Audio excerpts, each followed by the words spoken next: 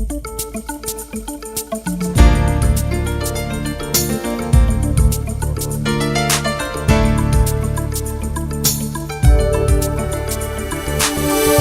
I welcome you back to SuperChat once again. Good afternoon, Gary. Great to hear from you. Always excited to get a chance to discuss what's going on in Northwest local schools. Well, we always have something for the listeners, that's for sure. Well, as school starts another academic year, one thing on the minds of most parents is supplies. A lot of times it's kind of heavily weighted towards those parents with elementary school students, but nonetheless, it's important.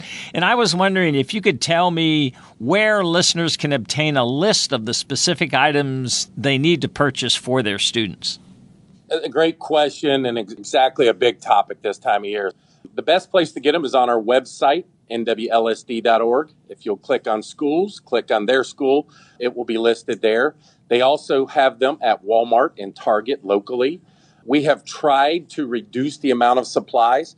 Parents were giving us feedback that they were getting kind of costly. A lot was being required. So we have really tried to cut back on what's required and try to make them easy to find. So not something where you have to go search for them. Obviously, if a parent is up at a school, they have the copies of the supplies for each school. But more importantly, they're on the website, and they are also available at Walmart and Target, who really have reduced some prices and have some great sales for our families. That's smart on their part, and I'm sure that with the student enrollment numbers that you have, it's in everybody's best interest to do so, but it's good that they put those bundles together.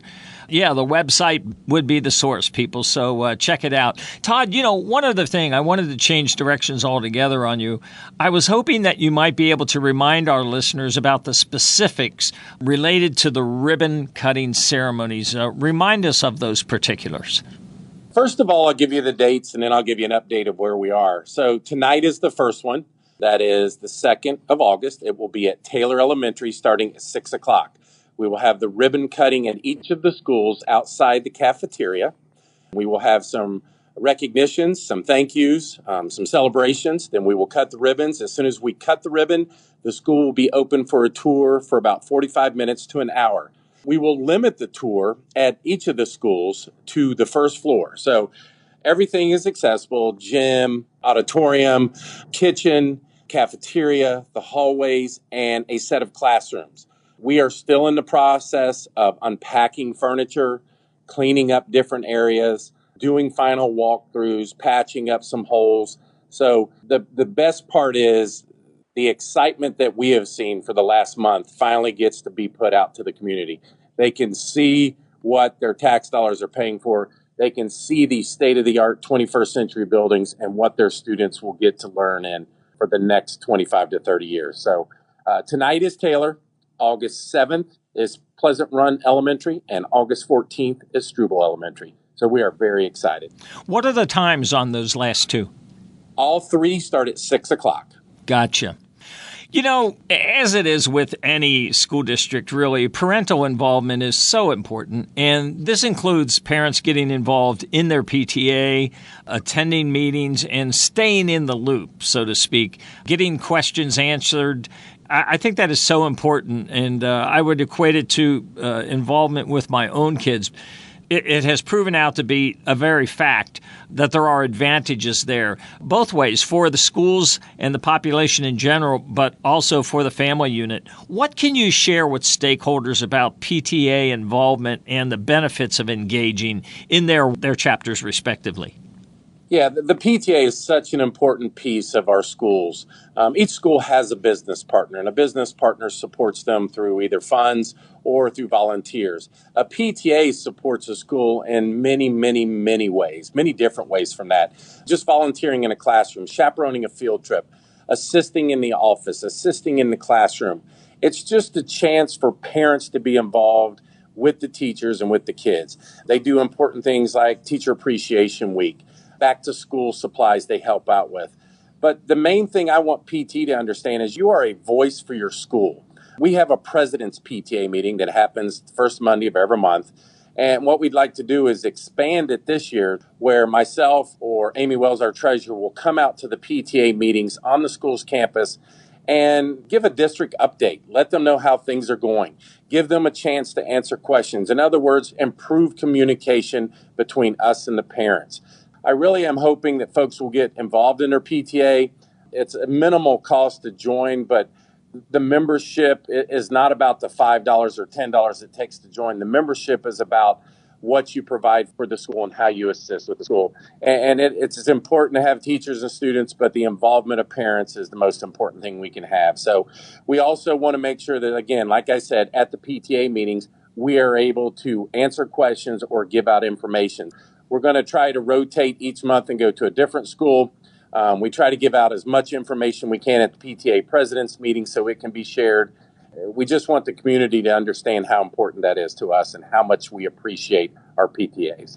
I understand. And, I kind of view the PTA as the big core glue partnership, if you will, that holds everybody that has a vested interest, a stakeholder, if you will, in that particular school. It holds them all together. And I think that is critically important. Wouldn't you agree?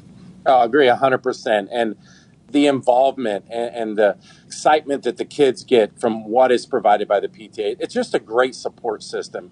And what better way to get parents involved in your school? Yeah.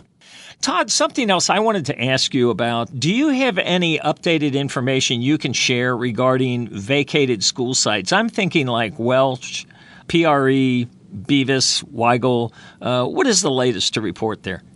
Yeah, great question, and something we want to get out to the community. So we'll start with Welch and actually Beavis. So we have met with a builder who would like to come in and put houses on the vacated school grounds. Each vacated school, once it is demolished, again, Beavis is already demolished. Welch will be demolished toward the end of September, will be about 11 and a half acres. So we have a builder who is going to meet with the Pleasant Run Farms Association. I will arrange for a community activity for the Beavis folks that surround that property, and we will explain to them what we're looking at. So we're looking at 25 to 30 houses going in on these lots, obviously houses that will be more modern and will add value to the communities. We had folks from Welch reach out, had questions, so we're setting up so the builder can go to Welch and meet with them, and we will do the same with the Beavis folks. So again, Welch will be demolished toward the end of September. Currently, we are removing supplies and materials. I've had a lot of questions on what are you doing with the old desk and the old file cabinets? Well, part of the agreement with the demolition crew is they would get the metal and that from the things that we cannot use. Anything we could use, we move to other schools in our district. So that's what's happening to the majority of the materials that were left, and it's not much in each building. For Weigel and PRE, we will look at what we can do to sell the properties. If we sell Weigel property, that's where our administrative offices are located.